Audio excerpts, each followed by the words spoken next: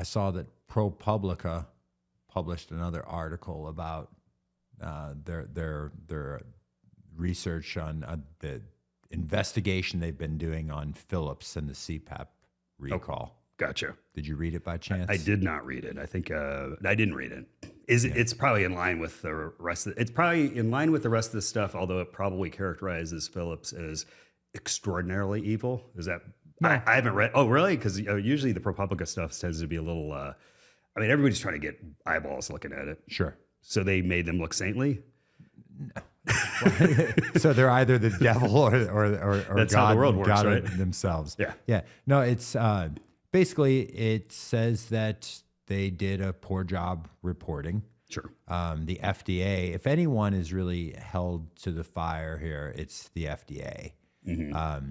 Because the FDA didn't follow up on a lot of these reports. Okay.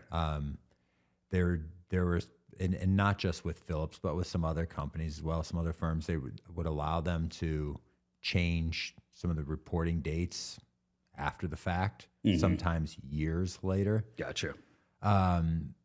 And it doesn't look good. It's a bad look. And then another thing, it reminded me sort of like the like Big Tobacco or the Sacklers. Yeah. With Oxy. Yeah. Where some of these people that either worked for the firm went on to get jobs in sort of regulatory jobs, Yeah, or vice versa. They left regulatory and went on to work for the company. Yep.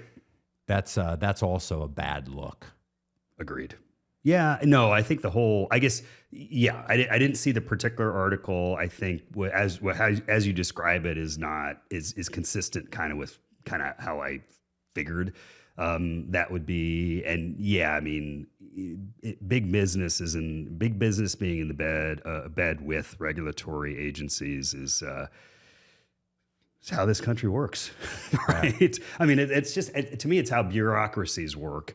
Big things tend to like commingle that way. I guess my take on the whole Philips thing is, yeah, it's bad. It's bad. So let's just state that with clarity. Although I have been a little, there's I don't speak German, but there's the word, I think it's pronounced Schadenfreude. Yes. Taking pleasure in somebody else's pain. Yes. Some version of that. Yes. I've been a little like, I don't know how you say it. I've kind of had to avert my eyes a bit with the Schadenfreude coming from other communities in relation to this Philips recall. It's not a It's also not a good look. It's not a good look. Yeah. It's not a good look because we talked about sort of aren't patients front and center, so forth and so on. And so I think this one's, I think, there's definitely some rocks to throw potentially, theoretically, whatever. I mean, yeah, was Philips and, were they in the wrong? Yeah, they were in the wrong. Did people get hurt? Yes, they got hurt.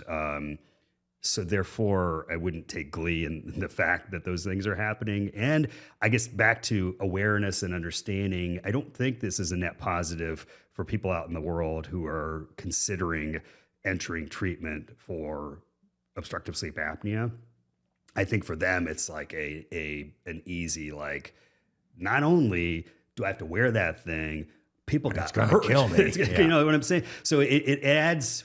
To me, I'd be careful with the Schadenfreude because I think I'm pretty good with my German now. I don't know anyway, but be careful with that because that what goes around comes around. People taking glee in other people getting injured. Sure, not a good look. People taking glee in companies, whatever, having to round the horses and I guess seeing companies get injured. It's not a good look. How have you seen the recall affect your practice, affect Advent? I don't think it really has. No? Honestly, no.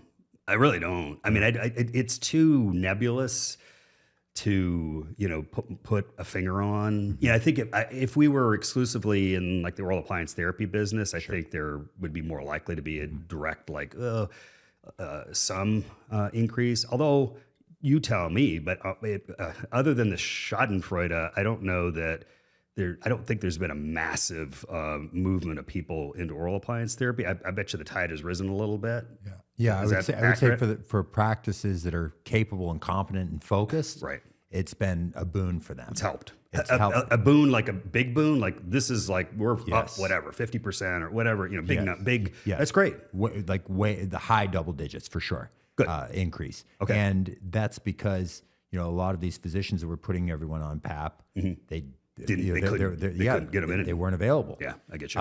And then they saw in many of these instances that these patients they were getting positive results, and then Got some momentum. Started this prescribing habit. Okay. And, yeah. So they got traction. That's that little narrative. I'd say that's cool. I can see that. Now to the dentist that's dabbling, right? Mm-hmm. So, some of these Dr. Dumases that we've discussed. Yeah. Some of those people, their inability to take advantage of that situation to help more people and turn it into higher patient volume, more patients treated, more production, et cetera, that's a bummer. And it's disheartening to me because... But not surprising. Because, and again, with those dentists that have done really well during this time and have seen this increase, they're evidence that you can change the tide. Yeah. You can affect things in a very real way, and that en masse the profession hasn't done it is disheartening. Right. No, and I get it. Like I said, and what kind of how you described it makes sense. And although at the end of the day, for me, as much as I despise CPAP being used as a weapon, I think CPAP it's a good option when appropriate. And so, I don't even know where Philips is in this whole process, but I think it's good. It's good for the patients that we treat if we have actually multiple viable options. That's a good thing. So good appliances that work really well. That's great. You know what I mean? I mean, so, and yeah, yes, we have an oral appliance therapy program, but that's not the right fit for everybody. Yeah. So, I mean, I think, no, it's an interesting situation that kind of developed though. Schadenfreude is an interesting concept. Mm-hmm. And it's something that, step away from sleep for a moment. Yeah. It seems to be increasingly prevalent. It's the zeitgeist. Yeah. So-and-so got owned. Yeah. So it's, Yep. that has to change. We can't take glee in the failings of another. I think that's human nature. I think it is. I agree. It's so. It's not more pronounced now with the advent of social media. Yeah, I think that's yes, because it's easier because you can because you're in kind of in the room where stuff is happening. There's more. I think the Schadenfreude that existed 100 years ago in small communities was when Nancy, the farmer's wife, was getting it on with the blacksmith. I don't know. Nancy, I'm sorry if it was, but what I mean? That was the Schadenfreude. Like I'm sure there was some sort of, and it was I think it's human beings' attempt to feel good about your situation in taking joy in the suffering of others. So I think that goes back. I think it's deep. I think what might have changed is we're in such a 5-second mode at this point that if you see something, you're getting information every 5 seconds. It's it's a nice little adrenaline hit. Yeah. It just is. Who that's coming for, who that will come for in the very near future. Your girl Taylor Swift.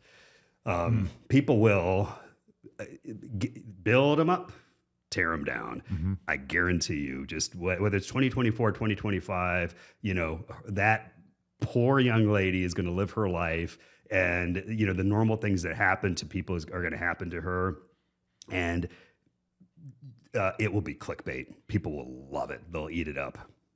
Schadenfreude towards Taylor Swift. Yes. Those, what those people will be called that shoot arrows at her? Swifties. And on that note, I'm going to go get some schnitzel. There we go. Schnitzel. Yum.